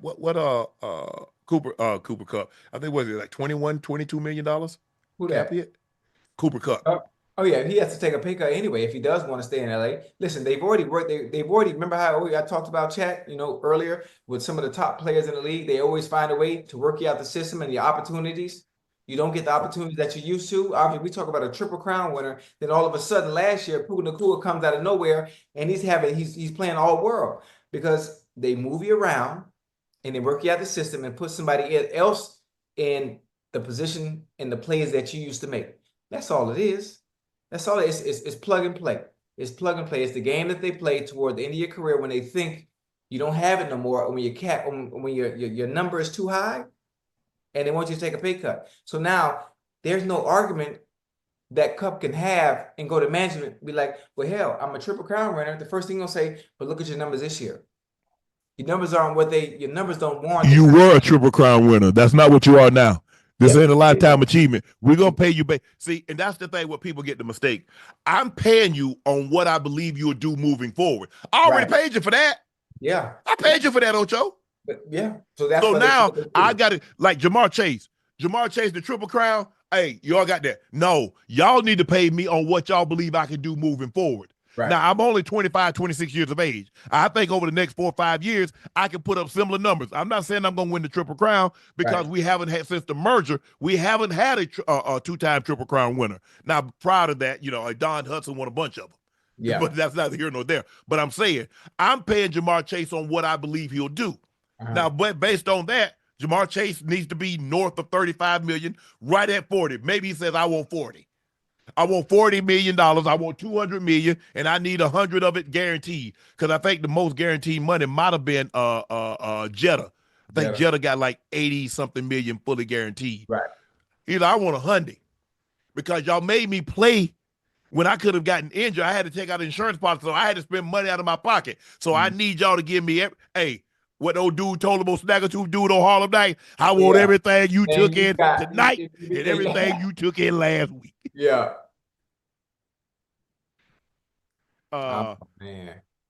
Man, look, Matthew Stafford's not going anywhere. See, that's what you want another big payday? That was just like, I'm gonna take some time. Come on, man. Don't go nowhere. We got $50 million for you for 3 years. Come on, Ocho, man. You know how they play the game. Yeah, but listen, they know better. And Matthew Stafford knows that. There is no answer. There is no backup. There is no resolve if he does want to walk. So what's the first thing they have to do? Every team is in dire need of a quarterback. Now we talk about a Super Bowl champion? Let him go? Oh, absolutely not. Because they did draft Stetson Bennett, Ocho. They took Stetson Bennett, I think, in the 4th round out of Georgia. 2-time. I'm just saying now. They took him in the 4th round for a reason. They didn't take him as an ornament. They didn't take him as decoration. So you want people to get fired then, huh? I don't. I'm just Ocho. Do you think do they draft players for decorations? No, they don't. The Patriots draft. Why did the Patriots draft Jimmy Garoppolo? And what happened? I'm just not saying what happened. Why did they draft him? Yeah, we know why they drafted him, but you see what happened, right? Sometimes you can make a decision based on you draft somebody in the 4th round, but then you see the product on the field in certain situations in the preseason and in practice and already know, you know what? It don't matter what you're making right now, staff. We bringing you back because we know we can't count on what's here. But even if you don't, Ocho, behind you. You just told me what they need in Las Vegas. A quarterback. Quarterback. Now, Derek Carr says he's not taking a pay cut or anything like that. He's got like $52 million guaranteed. He got $52 million cap hit. Ooh. I like Matthew Stafford better today. Hey, there's but Matthew Stafford is better than Derek Carr. I'm just telling you the truth. Right. And their situation and the Jets. Could the Jets use a quarterback? Ooh. Now we talking. Now you're making a little sense. Just saying. Pittsburgh. Are you so you don't seem to be sold on Russ? I mean, some people like Fields, Justin Fields. I like Fields too. But Cleveland. How would Matthew Stafford look in Cleveland? For a couple of years, and you draft a quarterback, and you let one of these quarterbacks rest a couple of years behind him, and then, hey, take this thing over. So Matthew Stafford's going to have options. See, that's the thing that you have. The more options that you have, Ocho, it's just like a relationship. Yeah. The more options a woman have, the harder the guy got to come to impress her. If you ain't got no options, the guy, if you got options, you making 10 million, 15 million, 30 million a year. You got options. The dude that ain't got no options, bro, you got to take whatever like you got to like her. Yeah. Yeah. You know, you get my age, you know, you got a few options. They ain't like they used to be. You know what I'm saying, Ocho? They ain't the options I used to have when I was 35 or when I was 37. You know what I'm saying? Your boy about to be 57. So, you know, every once in a while, and you know, your unc got to get a straggler if necessary. You know what I'm saying, Ocho? I can go keep it 1,000 with y'all, fellas. Hey, I'm gonna be honest with y'all, chat. I ain't got it like that. So I just gotta be honest. Once upon a time, O'Shea had options. It ain't You know, I was all muscular, dieseled up, abbed up everywhere. You know what I'm saying, Ocho? Making good money. But I was also in my 20s. I was in my 30s. It ain't the same no more, Unc? No. No. You know what I'm saying, Ocho? Hey. So, hey, Ocho, sometimes, you know, what you like. Right. The ones that got the booty, you know, on the shelf is sitting up there. Right. You know what I'm saying? Right. And, you know, nice, tight, yeah. you know? Yeah. Talk to me now. Hey, I be on Instagram. I see them ones like that to come up on Explore Play. I just go ahead and scroll on up. I know y'all ain't even looking at those 57-year-olds, so let me go ahead, go by. Let me go look at a watch. let me look at a car. Something that at least I got a chance of getting. Right. Please, would said it best, Ocho. Every man got to know his limitations. Yeah. Hey, listen. Listen. It's one thing about knowing your limitations, but it's also understanding that they don't know no better. They don't know no better. Okay, you have to understand those that they're going to give an opportunity to. They're competing with everybody else at a chance to be the main, and most of the time, you never will be the main because the guys you chasing are guys that have a roster and a harem of women. And they got choices. Po hustler like O'Shea, they call me the po hustler back in the day. Right. Yeah. I ain't got them options like that. Right. You know what I'm saying? Ocho, I want them old cars. Yes, sir. You roll down the window. Right. You know what I'm saying? You know, I ain't got all them surround sound Bose or Hardin Carmen, 14 speakers in the car and all that stuff. I ain't got no defroster seat. I ain't got no thing to burp, massage my back. But I ain't got all them options on me. Yeah. Listen, age plays a factor now. I don't think people understand. Boy, listen, especially for when it comes to women too, and fellas, if you're gonna get it and get it done, you got to get it done early. Boy, you start hitting your 30, you hit 35, you hit 40, and thinking you still got the options you had when you were younger. Oh no, honey. Ain't no sense in lying. But trust me, I've been 40. I've been 40. Yeah. I don't care how fine you is. I don't care how good you think you look. Still, they got the options like you once had when you was in 20s. It ain't what you think it is. Hey, Ocho, I've been in my 30s, and guess what? In my 50s, I got a little bit more money than I had in my 20s and 30s. Yeah. And it's still a little hard now. Yeah, I think I thought I would be a little bit even more attractive when I got Ben and Thomas Jefferson looking over my shoulder like this here. Don't he look a little better right now? No. Yeah. No. He's still old. So it is what it is. Yeah. That's why. Hey, that's why I'm out the gas. I done hung the jersey up in the rafters, man. I done hung the jersey up in the rafter.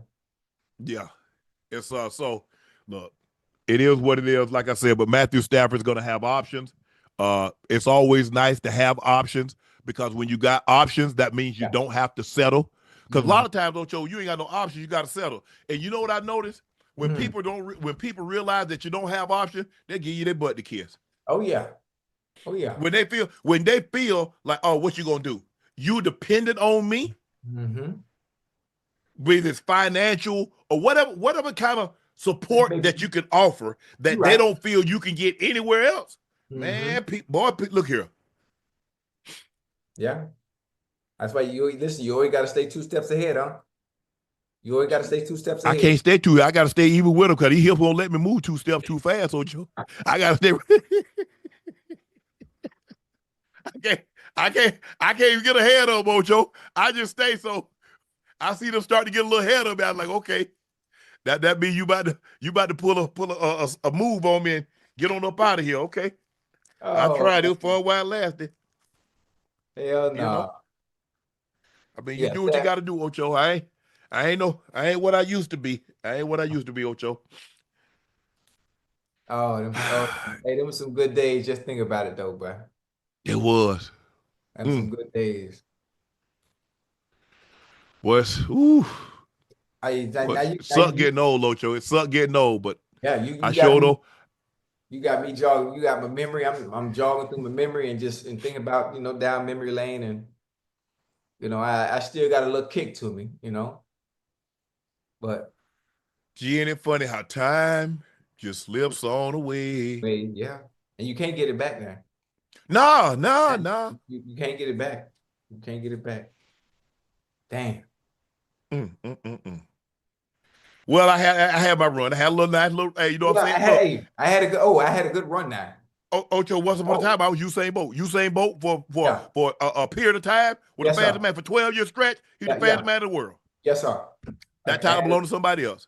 Yeah. Hey, I did what I did. I did what I could. It ain't like that old fool. Old Unc, Shay. My brother called me Shan.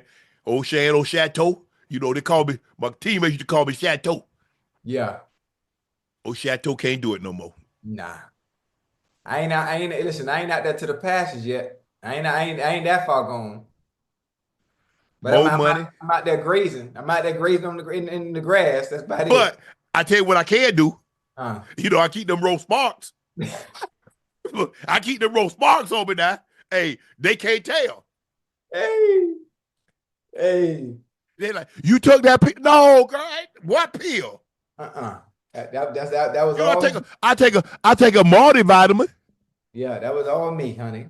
Yeah. Ocho, more money. Roast sparks dissolves under your tongue for faster results. And by results, I mean downstairs. You know what I'm saying, Ocho? Yeah. I ain't got nothing going on. Plus, it lasts up to 36 hours. So when you get turned on, start the show. They say 15 minutes, 10. Find out if a prescription for roast sparks are right for you at ro.co/nightcap. Ocho, like I'm saying, now you got to take it properly. Like I'm saying, I don't have nothing in my system. Right. Because, Ocho, that roast sparks, ain't like right now. I number one, Ocho. Ocho, that roast spark. Hey, I ain't gonna lie to you, Ocho. Yeah. That right there, you put that roast sparks on her, she gonna hand you one of these. I promise you. And you ain't at no game. Hey, man. Send me some of them. See, you want this here? No, a roast spark, man. Hey, Chad, y'all laughing. I'm telling you right. Hey, y'all think I'm playing. Y'all put them roast sparks on it. I guarantee you, when you come home the next day, you'll have one of these sitting right there on the thing when you come in the house. You number one. Hey, the thing, the truth now, Ocho. I'm telling you. Well, listen, you keep telling me the truth. I need a test drive. I need to try it. I got tell you like, hey. I got the perfect candidate. Ocho. You remember how they used to have them signs? Like back in Jim Crow, they said for like whites only, white water fountains only, whites dine only. Right. Them roast sparks, the ones I got, for my ding-a-ling only. So I don't know to tell you. You out of gas, Ocho. You know what? I'm gonna order some. I'm gonna order some. That's what you should do. What's the site? I'm gonna order my own. Ro.co/nightcap. Matter of fact, I'm gonna order some right now. Hold on. Hey, this right. Hey, the roast sparks had you right now. I'm telling you now, y'all laughing. Y'all think I'm playing. Yeah, I'm gonna get some of them. Go on and order it. And I guarantee you, when y'all put them on and when you come home tomorrow, one of these, and your team's, what I don't know, hey, y'all have one of these now. Now, for a nominal fee, I might be willing to autograph this and send it. Who would like to win this? I've had this thing. I had this thing probably about 10, 11 years. As a matter of fact, I went somewhere and it's like, you're not supposed to take that. I said, oh, I just leave it with me.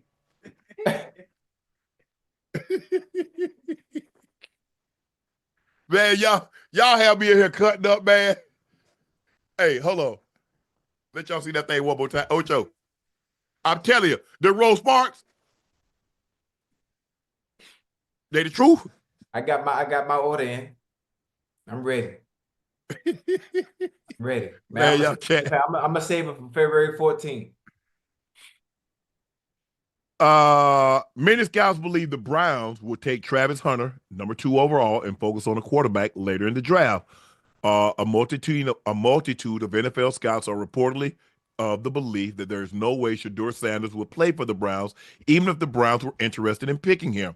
There's reportedly thought among scouting circles that if Hunter were to go to Cleveland, he would have a Jim Brown type impact on the franchise. Browns hold 33rd and 67th overall pick, which would possibly give them a potential to select Jackson Dart, Quinn Ewers, Jalen Milroe, or Kyle McCord. This is going to be a franchise-changing draft for the Browns. Hey, what you thinking, Ocho? I like it. I like it. You know, their identity anyway is defense, is their defense, honestly, until you get a quarterback at the helm that can change the franchise right around like Jaden Daniels has done, like a C.J. Stroud has done. But can you imagine Denzel Ward and goddamn Travis Hunter? I don't care if you got Denzel Ward. I don't care if you got Prime Time. I don't care if you got Mel Blunt. I don't care if you got Reavers. If you cannot score, you cannot win in this league, Ocho. I understand. Listen, you got to start somewhere. You got to build a foundation somewhere. You got to start somewhere. And it's been how long since they've had a quarterback? Otto Graham. Nah. I mean, they had some good years with Bernie. Bernie. They had the cardiac Browns. With what was the guy named? Brian Sipe. Yeah. If I'm not mistaken, I think in the 1980, Sipe was an MVP. But they had some situations. I think it was Bernie that they went to the AFC Championship games that they ended up losing to the Broncos. Yeah. They lost twice to Broncos in the AFC Championship game. But it's been a while. That's been 30 plus years ago. Hell, that was before I got there. They lost, as a matter of fact, they lost to the Browns the year before I got there. So that was 89. I got to the Broncos in 90. So hell, that was 35, 36, 37 years ago. And when I think about, you talk about putting asses in, excuse me. Talk about putting butts in seats. They had Baker. I mean, Baker, look, they had Baker, and Baker had a couple of good years, but they didn't have the talent around him. He got hurt, and like I said, Baker needed to move on. They didn't like, and you have to accept Baker for who he is. He's cocky. He believes in his ability. Yeah. I got no problem with that. They like, well, we want an adult in the building. But Baker is where he should be, in Tampa, playing unbelievable football for a team that believes in him, players that believe in him. And I'm glad that he was able to. But Cleveland, you're going to have to find somebody. You got Jerry Jeudy. You got Njoku. You probably need another receiver. Probably need to start looking at a running back. Offensive line is okay, but you're probably going to need to revamp your offensive line. I agree with them. I don't know if Shedeur, that's not a place Shedeur would want to go. I'm not so sure Time would want him to go there. Right. But at the end of the day, Browns, because you look within that division, you got Lamar. Lamar is going to be in Baltimore for another decade. Joe Burrow is going to be in Cincinnati for another decade. Mm-hmm. Now, Pittsburgh, they're going to obviously they're kind of like in limbo. We keep Russ for another year or two, or do we go ahead and transition and move to Justin Fields? But you cannot compete with your defense trying to shut down Burrow and Lamar. You No. got to have a quarterback, and you got to have somebody that can go toe to toe with him. Right. So, Yeah. draft is Ocho.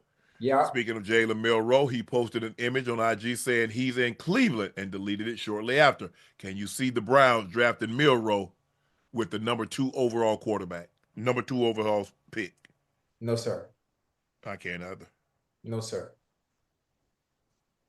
No. No, sir. And that's no disrespect to him. No. No. What about at 33 or 76?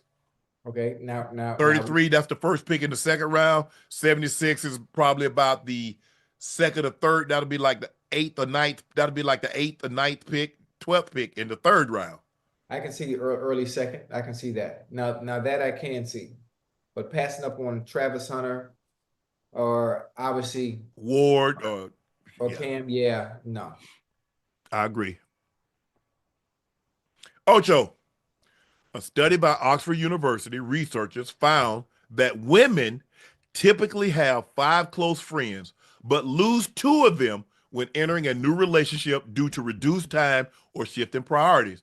However, those losses are often balanced by gaining a new friend, usually through their partner. Professor Robin Dunbar attributes the trend to the focused attention on a romantic relationship demands, leading to natural fading of some friendships.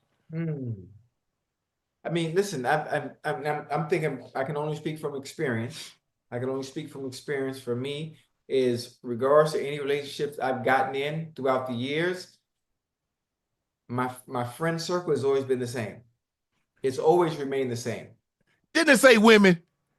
Oh, okay. Okay. I see you going. I see you going with this. But I think that's why they be hating. That would be talking about, oh, he ain't nothing on you. He cheating. See, y'all trifling because y'all be trying to keep her close. Let her spend time with me. Let her spend time with Ocho. Right, and most of the time, you know what? Her friend girls, they be single. And and mad because she won't go to the club no more with y'all. Right. Your single friends will keep those that have boyfriends or husbands single. They want you miserable with them. They do. They give you the worst advice. They give you the worst advice so you can be miserable with them. Wow. I can see that, Ocho. I do. Because, all of a sudden, they used to go to the club. They go on the trips to Cancun and they go into Tulum and all that. And now she want to spend time with her man. She want to be booed up with me. It depends. You ain't got no time. So, you too good to hang out? Yep. Because I'm in a serious relationship. I'm trying to settle down. I'm trying to get married. Maybe have kids. Hey, ain't no kid going. Ain't no kid jumping off. Maybe one I might can squeeze out one. I don't know. Have to get this, have to get this pipe cleaned out, a little rusty up in there. You know what I'm saying, Ocho? But get that, I might can squeeze out one. Yeah, there you go. Well, you got to think, especially depending on who you're dating. After a while, if you're dating after a while, guys will allow their women take friend girls, go on girl trips. Friend girls be going dinner, go to outings. I think that's healthy for relationships when women can still. Oh yeah, I ain't got no problem with that. With no, you go, hey, hang with your girl. Do your thing, hey, but just know they don't mean no good. I ain't lying on they happen that you got a nice life, you got a G-Wagon, you got this big old house. You go, you ain't got to work. You got somebody clean the house 3 times a week. You got somebody preparing the meals. Hey, your family taken care of, blah, blah, blah. Hey. Don't mess that up. Don't mess that up now. For you be out there like them. Texting 3 different people to make ends meet. Mm-hmm. All right. She get the purses, another one get the shoes, another one. All right. Yeah. You get flowers once a week. Matter of fact, I done bought you a garden. So you go pick your own flowers. Mm-hmm. Man, 5 girlfriend. See, women got more friends. Women normally have more friends than guys, Ocho. Yeah. Yeah. And when I'm talking about like close friends, like I'm saying like you'll actually like talk to, you know what I'm saying? Like share things with. Nah. Cause see, for me, if I tell somebody something and I hear it again, I already know where it came from because I ain't told with two people. Oh yeah. Oh yeah. See, girls like, and see, when somebody tell me something, Ocho, man, can I tell you something? Okay. Before you tell me, who else have you told? Right, right. Because I don't want you to come back, bring your ass over here talking about, man, did you tell? Hell no. Who did you tell? Mm-hmm. I ain't want to tell nobody that bullshit that you told me. So before you tell me, who did you tell? Mm-hmm. Man, I'll say, see, okay, no, don't tell me. Hey, you know what? It's another question. Since we're on the topic, how come women friendships never really last? Especially when it's a group. If they go on a trip together, they come They're back, gonna be beefing. ain't nobody Yeah. friends no more. They go to dinner parties, you know, everybody split the bill, then they're not friends no more. Yeah. Like there's always a story or situation, especially on Twitter or X, whatever you want to call it, where this always happens and it happens continuously and regardless of age. The teenagers, the older group, even the of age, everybody be going through it. Oh wait, I'm like, why does it always happen with women? They can never remain friends for a very, very long time. They always end up falling out about something that's so simple. They give their girlfriend one chance. But they give JoJo, he get 30 chances to mess up. But the girl get one chance. She don't come to my birthday dinner. You know, and I ain't talking to that bitch no more. Yeah, women, cause Ocho, like I guess I think I'm unique. Like I ain't a guy like if I like my first of all, I ain't got to worry about this because Bucket and Burns married. But if Right. my homeboy's like, okay, you interested in somebody, I'm good. Because I always felt that if you try to holler at me, you trying to get back at them. You try to tick them off. I ain't trying to tick my homeboys off. Now there are some men, your boys. Yeah. Hey, you turn your back, they like. Yeah. Cause you know back with your old Shay, you know, he's have I had a stepper. I kept a stepper. You know what I'm saying? Yes, sir. And if they nobody want it, what I need it for, I'll need a looker. Yeah. You're supposed to be a looker. Mm-hmm. I need you to turn heads now. And I'm always getting there first. Cause I want you to walk in because I want to see the reaction. Mm-hmm. I don't care if the guys look. I want to see the women that look. Because if they look, I know I got something. I know I got a winner. Right. That's what you need to look. Look here. Guys, they'll hit the crack of dawn. And they ain't saying nothing. They ain't saying nothing for them. Right. But when them women look, ooh, okay, I like what she got on, you know. Yeah. Yeah. You know, she got on some Tom Ford heels or some YSLs, maybe some Balenciaga boots. You know, the Balenciaga got them knee-high boots right now. Yeah. Oh, yeah. Oh, yeah. They in season now. It's winter. It's cold now. For sure. With a nice bag, you know. Stop playing. YSL, Dior, LV, you know what them old nice ones. Yeah. Man. Ain't nothing like a beautiful woman. Nah. Ain't nothing like it, Ocho. Listen, God knew what he was doing when he made women in general. That is one of the greatest creations ever known to man. Ever. Ain't nothing like them, Ocho. A woman that work out just a little. I ain't say that's got to be her life. Right. But just a little, Ocho. Yeah. Lord, forgive me for my ways. Tough. Woo. Tough. All right, Ocho. Time for our final segment of the evening. It's time for Q and A. Hold on. Let me use the bathroom real quick. Go ahead.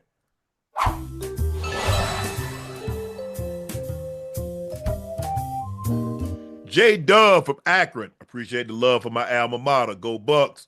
I'm going to celebrate by buying a couple of bottles of Le Portier and Ocho cigars. Keep up the good work. Ocho, still waiting on that jersey. Stay strong, Jenkins family. Buckeye Nation. All right, J-Dub, I appreciate that. Man, congratulations, man. I know that's been a long time because y'all guys been knocking on the door. You went to a couple of You're in the finals, you lost to Clemson one year, and then next year y'all go and y'all get blown out by Alabama. Y'all just kept knocking. And finally you guys got over the hump. So congratulations. We appreciate that. Yeah. And I guess this incident, Ohio, I don't know if you're still in Ohio, but this incident did happen in Ohio. So yeah, we send our thoughts and prayers to the Jenkins family that had to go through what they went through. But the Buckeyes did it. Seemed like to me, I thought Texas was their toughest opponent. Look, Notre Dame made the game interesting late in the ball game, but at 31-0, I don't know how many people stayed around that was there that when the Irish started making their comeback was still tuned in and watching at that point in time. But give the Buckeyes credit. Hell of a season.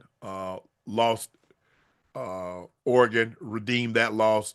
Lost the final game of the season to Michigan.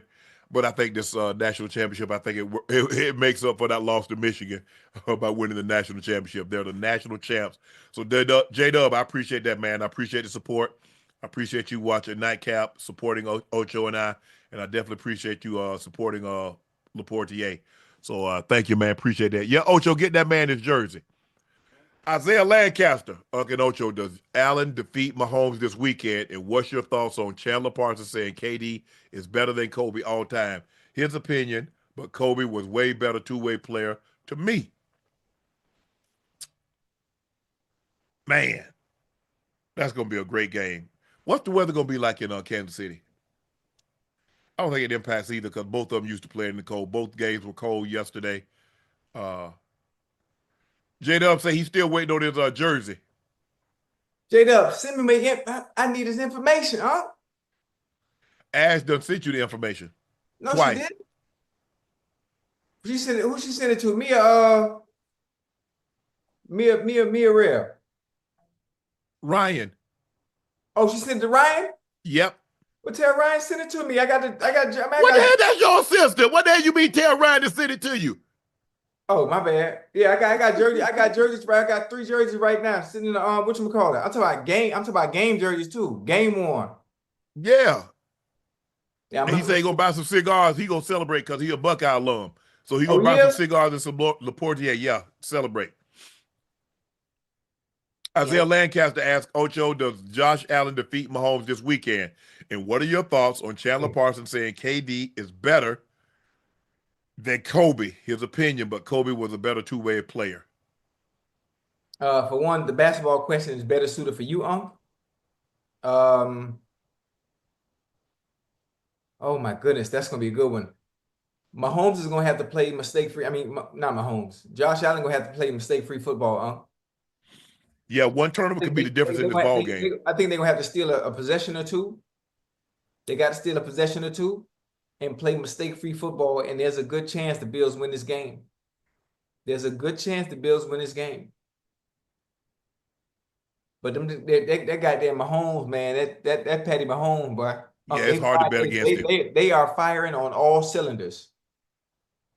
On all cylinders. That's gonna be a good game, man. That's gonna be a good game. That's gonna be a great game. Yeah, man. Hey, what do you think about that question about KD being better than Kobe? I think he's better at certain things than Kobe. Yeah, maybe a 3-point shooter, maybe a mid-range, but as a better, I ain't going like there. All around, no. No. That's not close all around.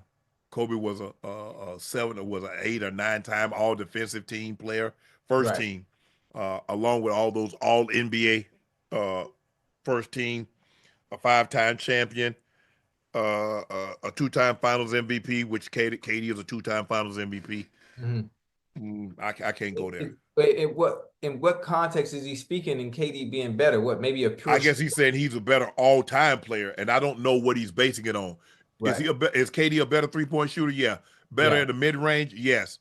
But Kobe, I can't go there. Yeah. He's more efficient than Kobe. See, KD game is not predicated on a whole bunch of shots. KD game is predicated on efficiency. Right. KD's the type of guy that can go get 40 points on 18 shots. Dang. Which is rare. Because, and I'm not for a big, now you talking about a guy that's just like a Shaq, getting 40, because, he going to dunk the ball. But KD shooting jumpers, mid-range. So, nah, I can't, I'm going to disagree with Chandler. That's his opinion, but I disagree. Tony B&R says, arguing with my family, is golf a top 10 quarterback? Top 10 this year? Yes. Yeah. Yeah, absolutely. Yeah. I mean, you got Mahomes, Lamar, Josh Allen. Hell, this year, what you call the top 10 quarterback? Jaden Daniels. Yeah. Mm-hmm. Absolutely. Yeah. I mean, the way golf has played the last couple of years, you have to put him in the top 10. Tim Lee said, come on, Ocho, come on, bro. I don't even think Purdy is good, but to say Lance is better is just asinine. Do you think Shanahan, Lynch are dumb? Purdy shouldn't get $50 million, but he's definitely better than Lance. That just pains me at times. Hey, I'm for real, Unc. That pains me at times, but it happens. Aaron Owen says, "What's up, Unc? Had Jamal Lewis not torn his ACL in 01, do you think you guys go back to back?" Nah, the team had changed too much. We had all of a sudden thought, we threw the ball more than what we should have. Yeah. I thought TA came in and did a great job of Terry Allen. We got him, my homeboy. He was at Minnesota, had some great years at Minnesota, had some good years at Washington. But we were a different team. The defense was not as vaunted, was not as scary as it was the previous year. Teams that kind of figured us out a little bit. And so even when we didn't turn the ball over, teams had a little bit more success. Their offense had a little bit more success, Ocho, on our defense than what they had in the past. J-Dub said, Ash just sent your info to Rail. She's going to make it happen. Okay. Yeah.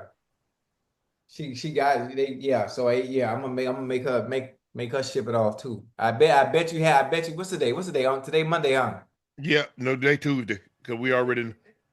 Oh, okay, Tuesday. I bet you had that jersey before Thursday or Friday. Yeah, you got to sign it though. No, they already signed. I'm gonna just give them one of them. Okay. Sheldon Pope said, if Magic Johnson wins the Super Bowl, what can we say about him? He wins at all levels, NBA championship, Dodgers, and in Washington, I think he won one with the Galaxy. And he won one with the Sparks. Look, golly. Magic just knows how to do it. He's a very savvy businessman. He knows where to put his money. He surrounded himself with great people. That's what I'm saying, Ocho. When you win, that's your brand. People want to associate with winners. Yeah. That's how Magic was able to make all these contacts, being with the Lakers, being in LA, and boom, he get put in place, the Starbucks deal and the Magic Johnson theaters and the Magic Johnson skating rinks and all that other stuff that came along with being Magic Johnson and being in LA and winning. People wanted to associate with him. Yeah. Oh, relationships are so important, huh? It's all about relationship once you get to this level. It's so important, and not burning bridges along the way, because you never know when you might need somebody. Nehemiah Jean Philippe. Was there any fallout made called the Julio Jones on live TV when he wanted to be traded? What was the aftermath? I wish I wouldn't have called Julio.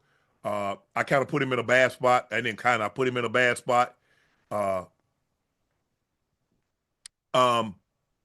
Julio felt that when they started talking about, everybody was safe, Matt Ryan was the only one safer than everybody else. He felt he should have been included in Matt Ryan. He felt he should have been untouchable. Right. And he knew it came from someone in the front office. Always. And it ticked him off. Because Julio gave everything to the Falcons. He probably played some games that he probably shouldn't have played. He probably should have taken some time off. But he had a great situation in Atlanta. They treated him well. And I think, Ocho, sometimes, when emotion is high, logic is low, and you hear us say that here, I think, and the gentleman we just had Mikey on, he said, look, don't make an emotional decision. And he was hurt that they thought that, oh, we just move on with Julio. We just keep Matt. When he really should have just stayed. Because Julio had it really good there. Yes, sir. With his practice schedule. He didn't realize everybody don't do that, Ocho. Mm-hmm. Everybody don't let their veterans just come out there and do a little bit on Wednesday, a little bit on Thursday, hit it on Friday, and then go play on Sunday. Right. Everybody ain't got it like that, Ocho. But I talked to Julio. I just hate that I put him in that spot. I really do. Because Julio's is a great guy. Trey, what's up? Nightcap, Navy vet. Can you shout out my wife, PFC Diamond Hawkins, on deployment in Kuwait? If JD5 go to the Super Bowl, do we look at other quarterbacks differently? Even more body of work, i.e. Lamar. What's Diamond PFC is private first class. Diamond Hawkins on deployment in Kuwait. That's his wife. Oh, okay. Teray. Diamond, how you doing? I don't know if you're watching this, but thank you for your service. Your hub want to give you a shout out. She's in deployment in Kuwait, Ocho. Thank you for your service. Thank you for your service. To all the men and women in the military. Thank you so much for all you do to keep us safe and sound. If Daniels go to the Super Bowl, of course, that's the thing. We look at all quarterbacks differently when somebody goes to the Super Bowl. That's ultimately that's what you do. That's why you make the big bucks. Yeah. There's a reason why no player is within $20 million, $15 million, $30 million, $25 million of the top quarterback. Mm-hmm. The highest paid wide receiver makes $25 million. The highest paid quarterback makes $60 million. There's a reason why. No other players within $25 million of the highest paid quarterback. That's the expectations. They get all the credit. They get all the blame. Terrell Buller said, my daughter Camara Buller made the dean list at Savannah State. She's also a sophomore now. Can you give us a shout out? Camara, congratulations. Congratulations. SSU, college by the sea. You can get anywhere from here. Congratulations on making the dean list. Terrell, I know you're proud of Camara. I'm proud of being a proud alum. Thank you for sending your daughter to us. She's in great hands. Congratulations, Camara, on making the dean's list. Joseph Salazar, what's up, Unc Ocho? Love the show. Can y'all do me a favor wishing my two boys, Zadric and Xavion, happy birthday. Bruh. Kuyandra,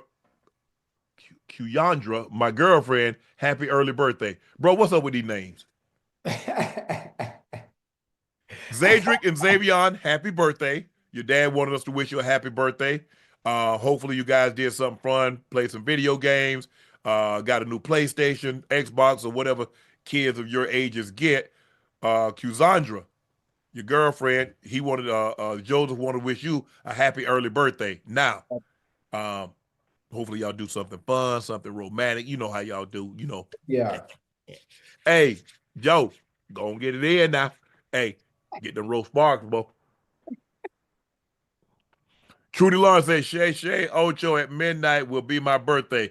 Can't wait to hit that high note for my birthday, and thanks for the support and most of all the laugh. That's what I'm talking about, Trudy. Trudy says she's going to hit that high note. Yeah. Okay. Hit that thing. Trudy says she's ready to get a mean one. Woo. Happy early birthday, Trudy. Hopefully you do something fun. Get some great gifts. Hang out with family, friends, and loved ones. That's what it's all about. Antonio Taylor said, will y'all run the show an extra 30 minutes to hit? It's a good night. No, because I got to work in the morning. Me too. Jordan said, who's a better driver, men or women? Who's a better driver, Ocho? Men. And there are some women that can drive, but the majority of men are good. The majority of women are bad. They can't even parallel park.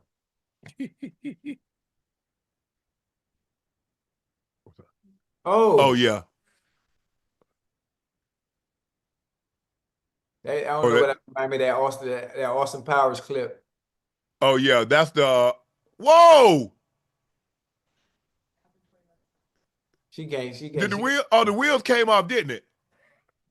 Oh, she done messed She it up. crashed into the ball. She Lord done have wrecked. mercy. She done wrecked that. And she take off running. Hey, call the cops. Leaving the scene of an accident. Failing to render aid. She must have been intoxicated. Lord have mercy. How she drive right into the wall? Yeah, and you got to learn how to whip. You got to know how to whip that thing. She don't Lord know. have Look, boom.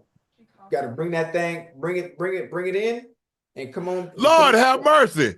And I mean, she dead she stepped on the gas too, Ocho. too hard. Yeah, she drunk. She drunk. Oh Lord, yeah, I don't know who she worked for, but I don't know if she's gonna be employed tomorrow. nah.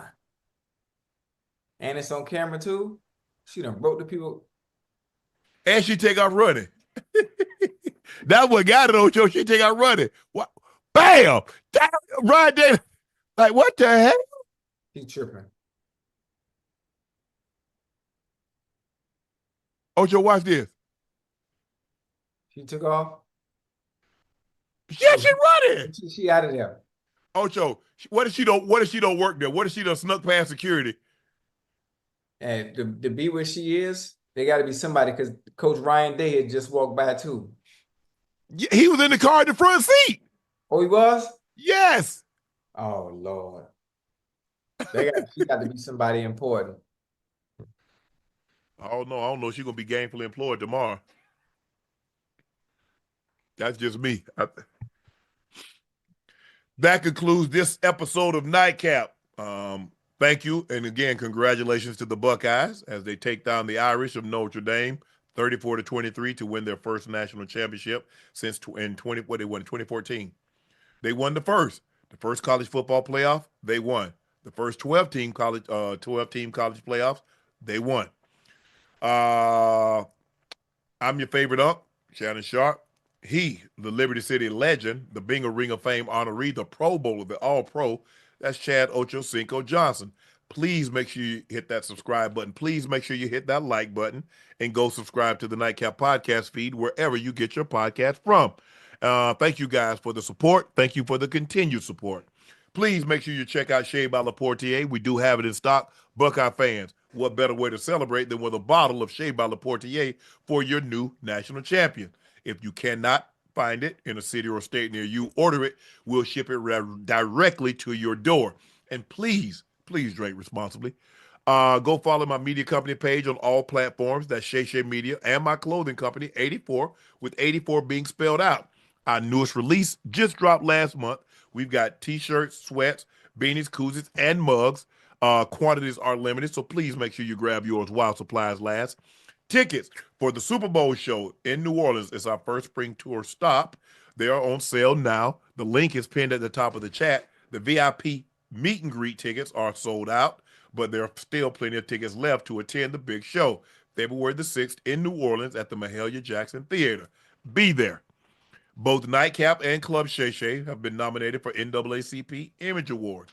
Nightcap was nominated for Outstanding Podcast in Art, Sports, and Entertainment. Club Shay Shay was nominated for Outstanding Podcast in Society and Culture.